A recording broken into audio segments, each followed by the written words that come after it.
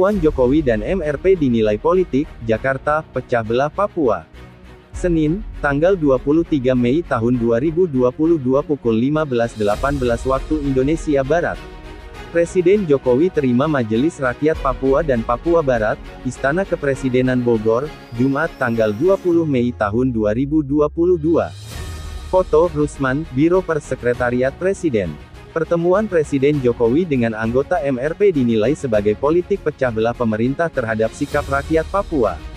Tirto.id, Koalisi Kemanusiaan untuk Papua menilai pertemuan Presiden Jokowi dengan sejumlah anggota MRP sebagai politik pecah belah pemerintah terhadap sikap rakyat Papua. Kehadiran sejumlah anggota MRP itu mengaku mengatasnamakan rakyat Papua untuk mendukung revisi Undang-Undang Otonomi Khusus (UU Otsus) serta pembentukan daerah otonomi baru (DOB) di Papua.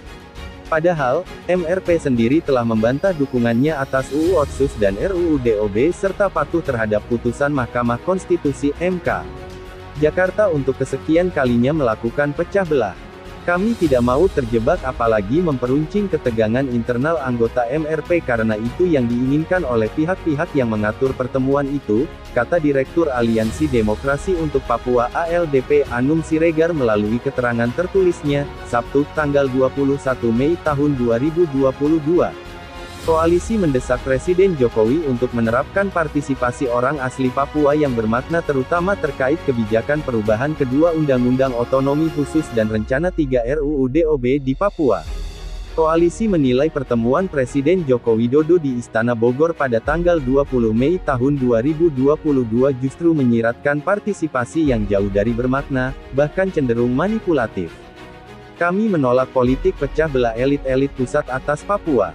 Presiden justru jadi ingkar janji atas pertemuan sebelumnya, yaitu menghormati putusan MK, tegasnya. Koalisi kembali mendesak agar rencana DOB dikonsultasikan dengan orang asli Papua, dan MRP sebagai lembaga representasi kultural orang asli Papua. Menurut koalisi, konsultasi bermakna harus memenuhi 6 syarat. Pertama, dimulai sejak dini pada tahap perencanaan dan persiapan proyek dan dilaksanakan secara berkesinambungan dalam seluruh siklus proyek.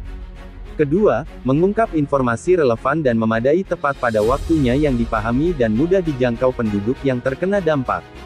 Ketiga, dilaksanakan dalam suasana bebas intimidasi atau pemaksaan. Keempat, bersifat inklusif dan peka gender, dan sesuai kelompok-kelompok yang rentan. Kelima, memungkinkan dimasukkannya semua sikap penduduk yang terdampak dan pemangku kepentingan lainnya dalam perancangan proyek, langkah mitigasi, pembagian hasil dan peluang pembangunan, serta masalah di tingkat pelaksanaan. Sementara itu, Kepala Biro Papua Persekutuan Gereja Indonesia (PGI), Ronald Tapilatu juga mempertanyakan pertemuan tersebut. Dia menyarankan agar Presiden sebaiknya bersikap bijak dalam mempertimbangkan dualisme tolak terima kebijakan DOB Papua.